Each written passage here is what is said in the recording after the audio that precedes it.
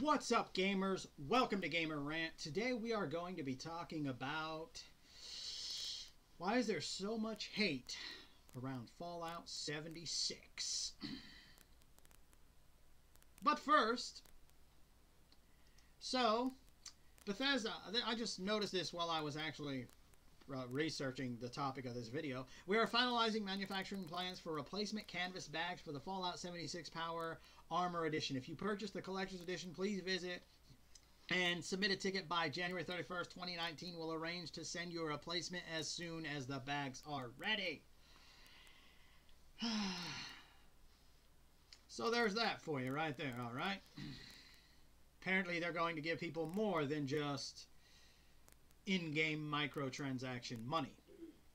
Now on to the topic at hand. Here we have Tyler.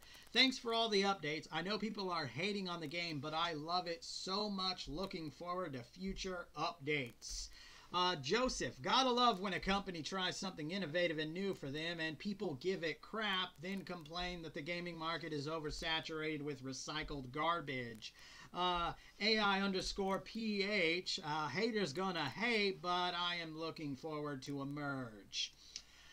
Nick, I'm enjoying Fallout 76. Even if I didn't like it, I wouldn't cry about it on the internet like some negative Nancy who is trying for attention. And then, of course, if we just go to Google itself, we have the Dreamcast. Why do people hate Fallout 76? We got Game Ranks. Why is Fallout 76 getting so much hate? And we could actually go on. Fallout 76 hate located on the Steam community. The hate towards Fallout 76 is insufferable on Reddit. You know, I think a lot of people are confusing negative criticism with the word hate. And honestly, from a gamer's perspective, it isn't going to help the gaming community as a whole, or even any kind of controversy within the gaming community to actually get better. So why don't we jump into this?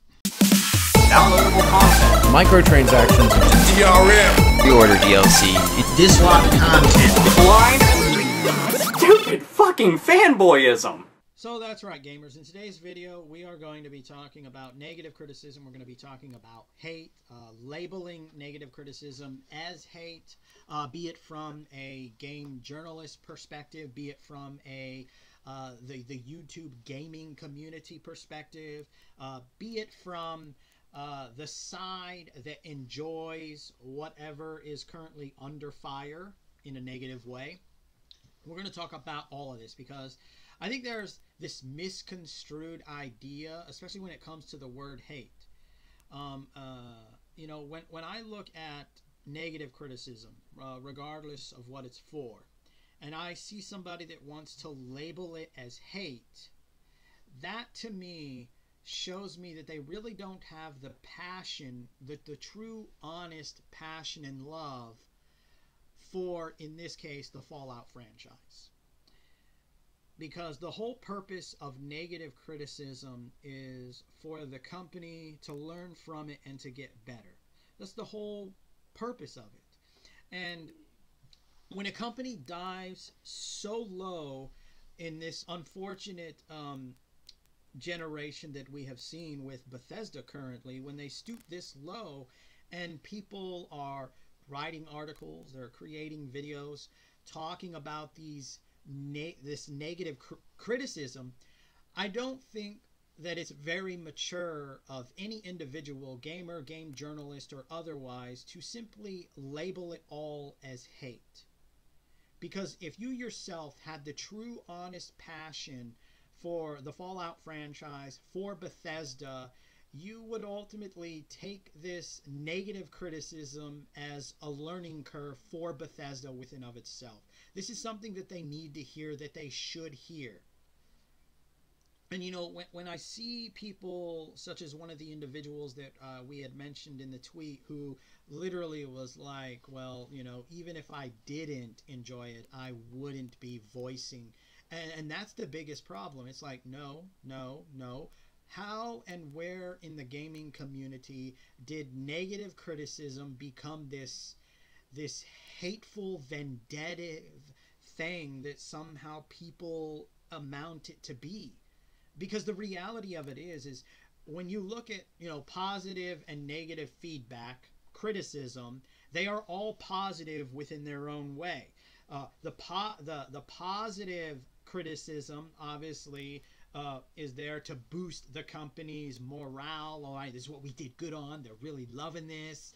And the negative criticism, although is negative, is still positive within of itself, because it's like, this is what we need to improve upon. They didn't really like this, so, you know, when we create the next game, we probably shouldn't put this feature in it. Or they liked the feature, but they didn't like this aspect of it, so we should, you know, look to improve that. And I think this is what a lot of people, when it comes to controversies within video games, is that they ultimately fail to realize that video game controversies is basically people voicing their thoughts and concerns about the negative aspect of that controversy. Of, it's like, you know what, Bethesda, I know you can do better than this. If we had to sum up all of the negative criticism, it probably would come down to that. We know you could do better than this. And there's absolutely nothing wrong with individuals, be it an article or videos, talking about the negative aspects of gaming. But I think as the gaming community as a whole, we should actually stop labeling negative criticism as hate.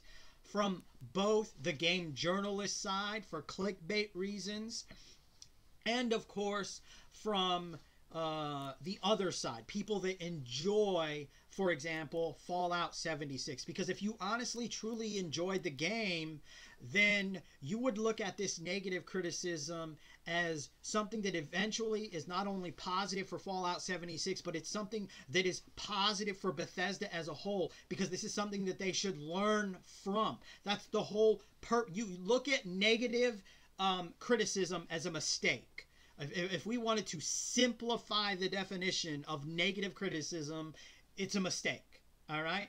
And as we all know, the words of wisdom from a basic mistake is, it's okay to make a mistake as long as you learn from the mistake. So I think that right there is something that gamers from both sides, whether you enjoy Fallout 76 or whether you don't enjoy Fallout 76, or any negative controversy within gaming itself, needs to be understood.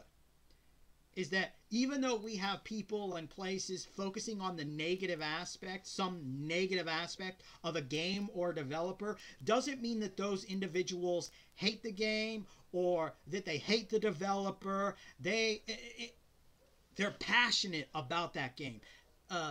They're passionate. They love it. They want to see it be successful. But right now, they done fucked up.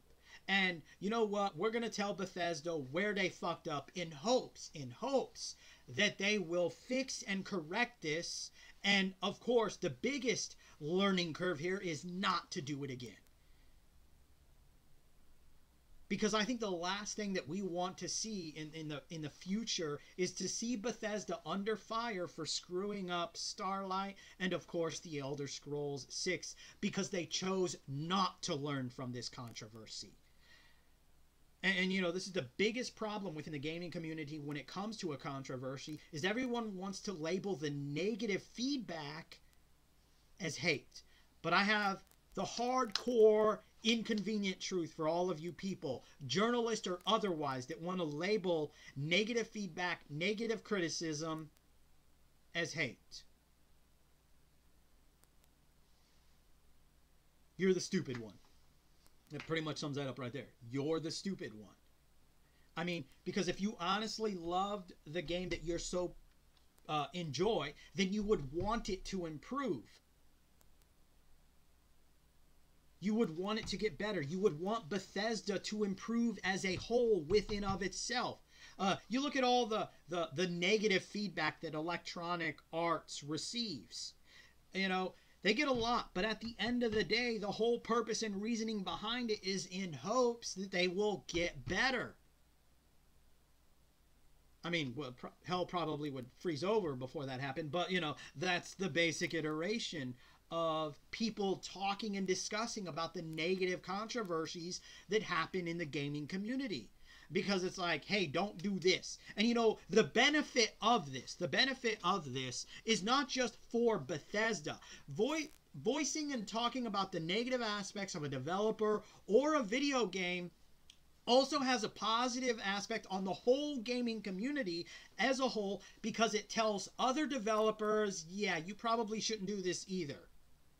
This is not something that we enjoy, that we like.